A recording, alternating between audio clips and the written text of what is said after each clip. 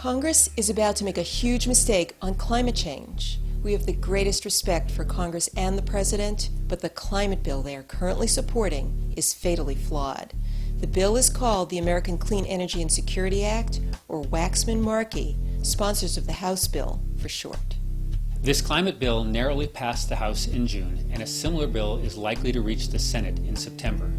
The push to launch this climate bill reminds us of the ill-fated launch of the Space Shuttle Challenger. The people responsible for the Challenger launch refused to listen to the rocket designers with the experience to know the shuttle was fatally flawed. This failure to listen resulted in tragedy. We are speaking out because our political leaders are getting bad advice and are not listening to those who understand the flaws of the climate bill. We are speaking out as parents, citizens, a married couple, and attorneys. Our opinions are based on more than 20 years each, working as attorneys at the U.S. Environmental Protection Agency in the San Francisco Regional Office.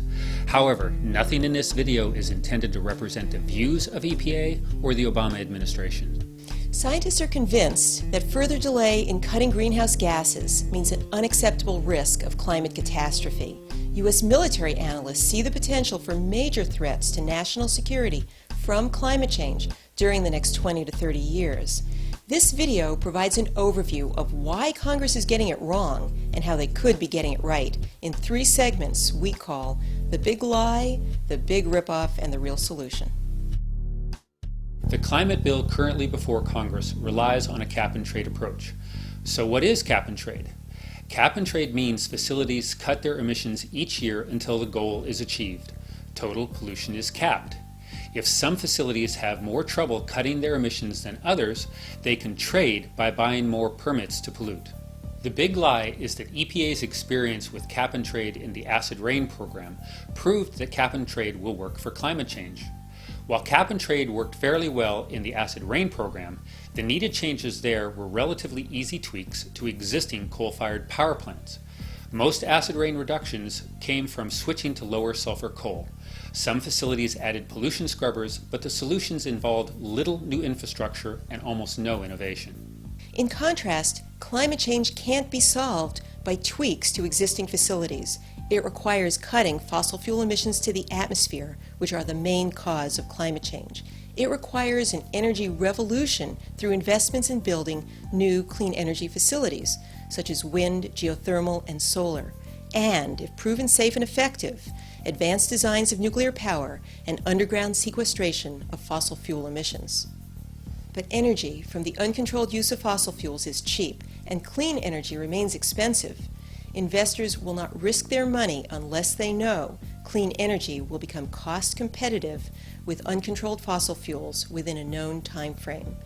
Cap-and-trade will not create confidence that clean energy will become profitable, and so it will not ignite the huge shift in investment needed to begin the clean energy revolution. Cap-and-trade for climate change has been tried in Europe. It produced harmful volatility in energy prices and few greenhouse gas reductions. It raised energy prices for consumers and made billions in windfall profits for utilities. Even the economists who came up with the cap-and-trade idea don't believe it's an appropriate tool for addressing climate change. In addition, Congress's cap-and-trade plan includes carbon offsets, an integrity-destroying add-on which was not part of the acid rain program. Our next segment, The Big Ripoff, explains why offsets don't work.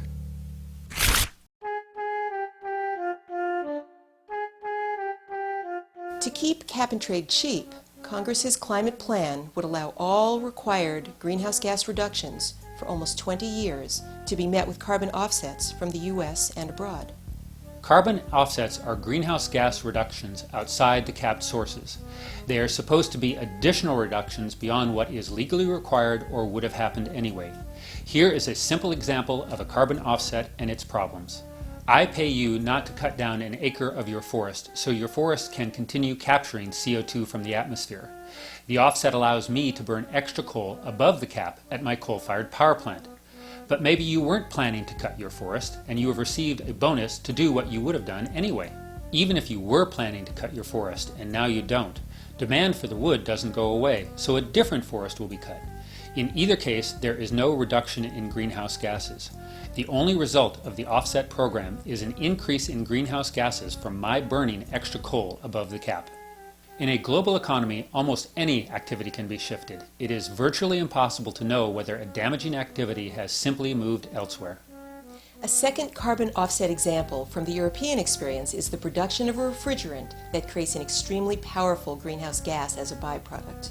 This byproduct is relatively easy and cheap to capture and destroy, so most of us might think, okay, let's require refrigerant manufacturers to destroy this dangerous byproduct. But no, offset investors had the brilliant idea of selling its destruction as a carbon offset.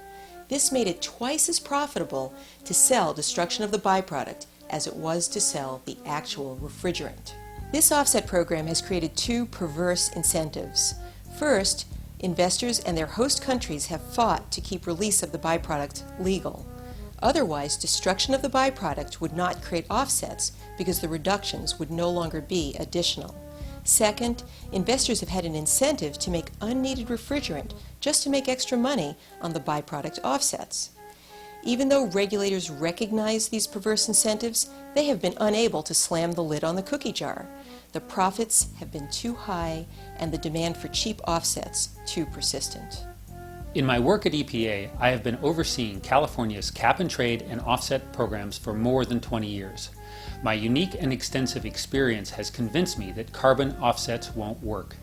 They can't be certified or verified as real additional reductions. Since the most flawed offsets are generally cheapest, they will be most in demand.